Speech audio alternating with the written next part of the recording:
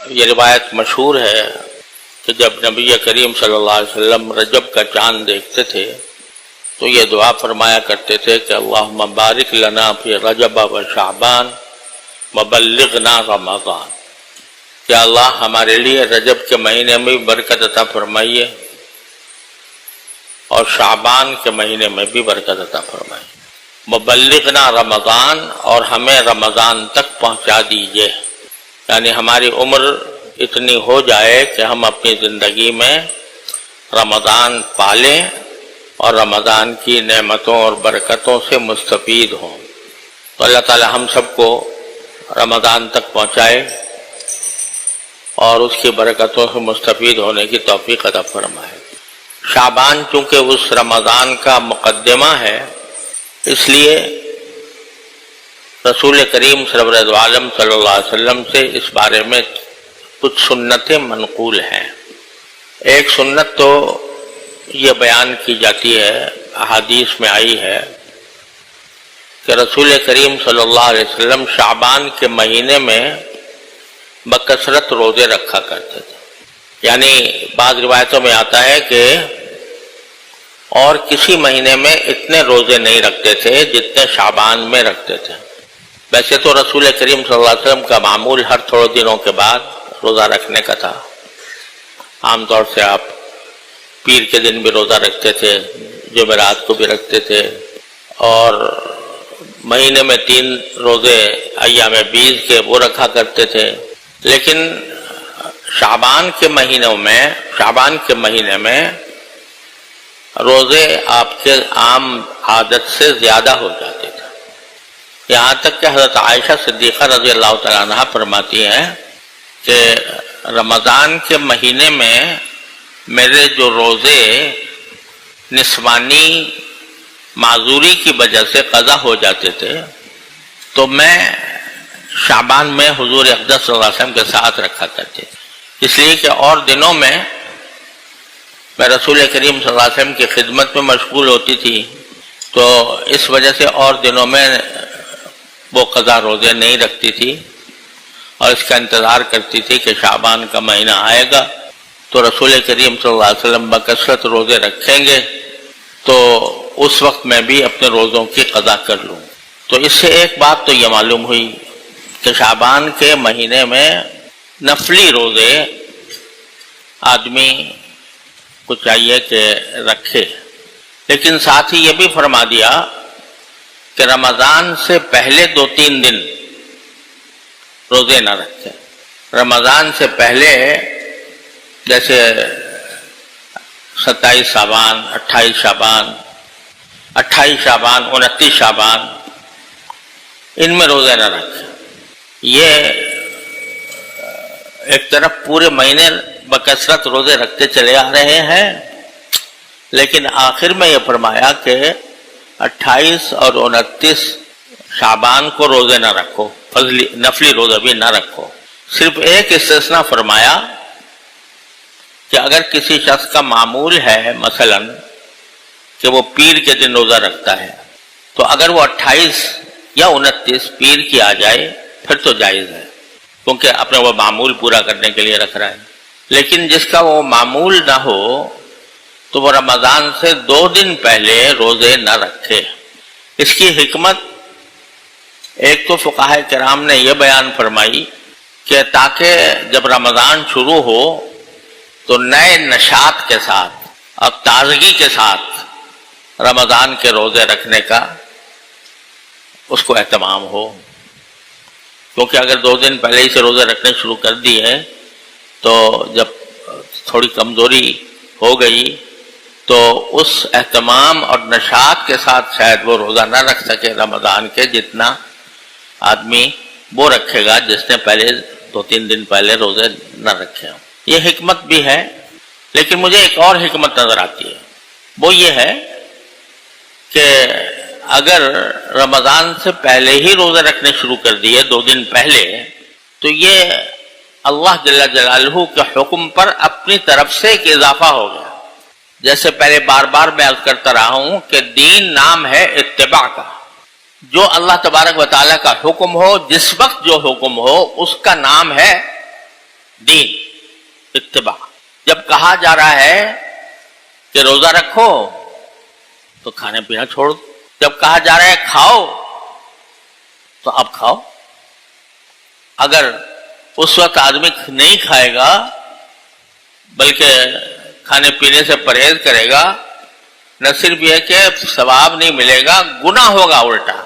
دیکھیے سحری کے وقت میں حکم یہ ہے کہ سحری جتنی دیر سے کھاؤ اتنا اچھا، جتنی دیر سے کھاؤ اتنا اچھا ہے، تاخیر کرنا بہتر ہے سحری میں۔ کیوں؟ اگر آپ نے سحری کا وقت ختم ہونے سے 1 گھنٹہ پہلے کھانا پینا چھوڑ دیا تو گویا آپ نے روزے کی مقدار میں اپنی طرف سے 1 گھنٹے کا اضافہ کر دیا۔ حالانکہ یہی ہوا نا بھی کھانا پینا چھوڑے رکھا، لیکن اگر روزہ فرض کرو 13 گھنٹے کا ہو رہا تھا، 14 گھنٹے کا ہو رہا تھا، آپ نے 1 گھنٹہ پہلے چھوڑ کے 15 گھنٹے کا کر دیا اس کو، تو اللہ تعالیٰ تو کہہ رہے ہیں 14 گھنٹے کا رکھو، تم نے 15 گھنٹے کر دیا، تو یہ اتباع نہ ہوا۔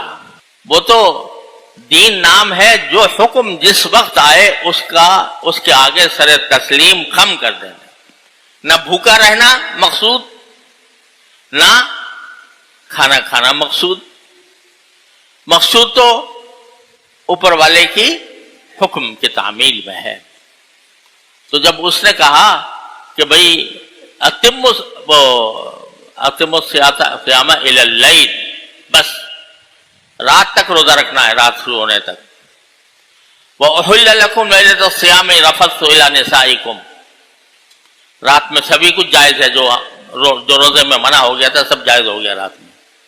اب اگر آپ نے سحری دیر سے کی، نہیں جلدی کر لی اور 1 گھنٹہ پہلے اپنا کھانا کھا پی کے فارغ ہو گئے تو گویا آپ نے اپنی طرف سے 1 گھنٹے کا اضافہ کر دیا۔ اسی کا نام بدعت ہے۔ بدعت اسی کو کہتے ہیں کہ اپنی طرف سے دین میں کوئی اضافہ کر دینا، دین سمجھ کر۔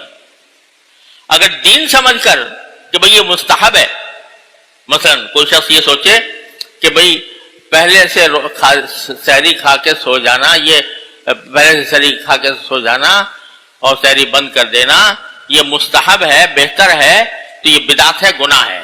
اور اگر مستحب نہ سمجھے، ویسے ہی عادتاً چھوڑ دیا 1 گھنٹہ پہلے، تو اس کو ہم گناہ تو نہیں کہیں گے، بدعت بھی نہیں کہیں گے، لیکن شریعت کا مکمل اتباع نہ ہوا، اس وجہ سے اس میں کراہت ہے۔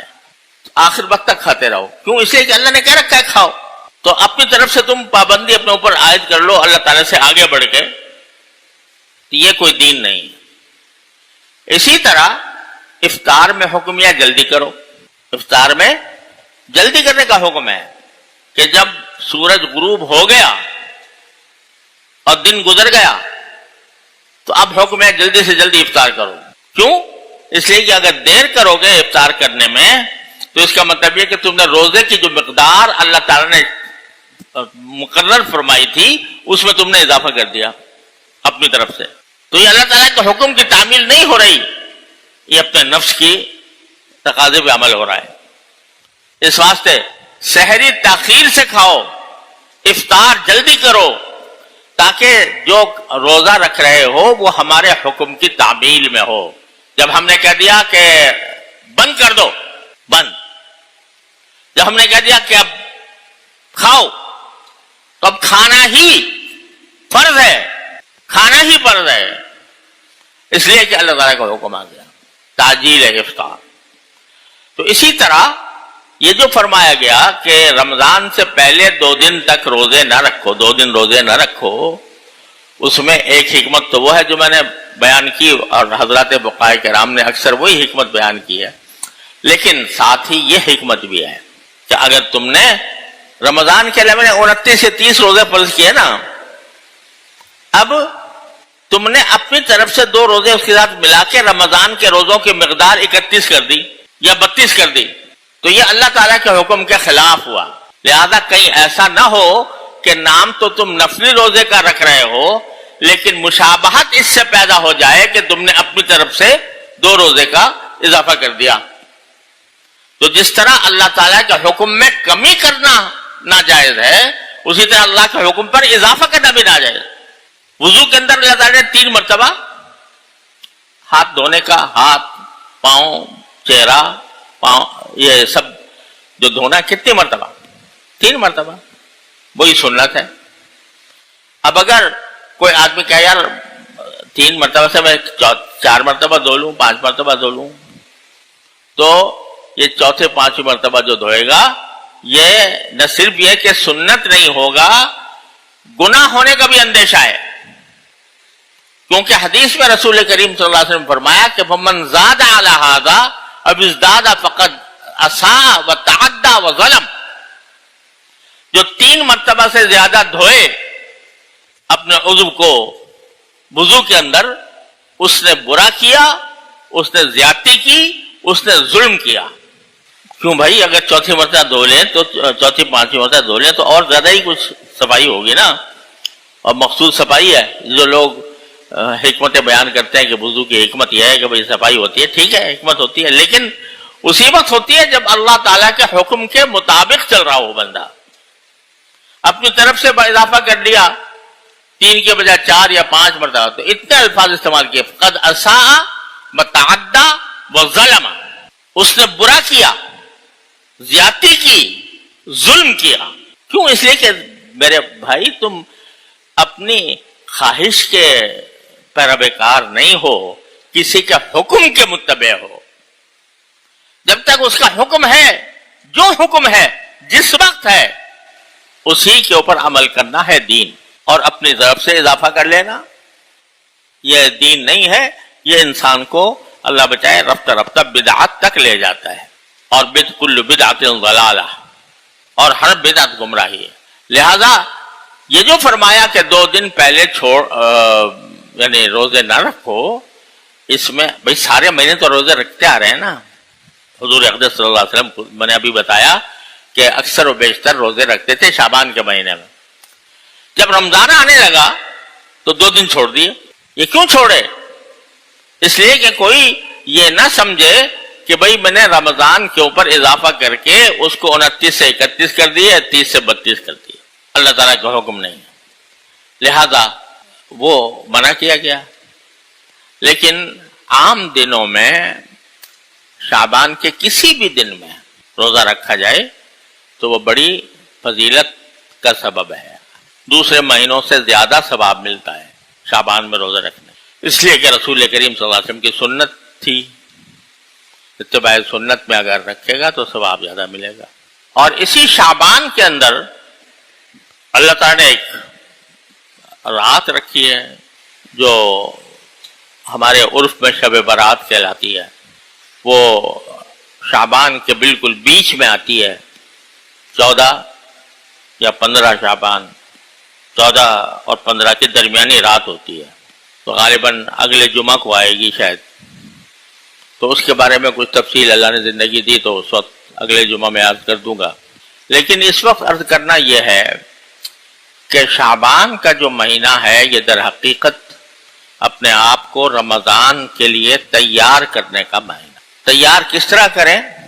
तैयार इस तरह करें कि अपने निज़ाम औकात पर नजर डालें।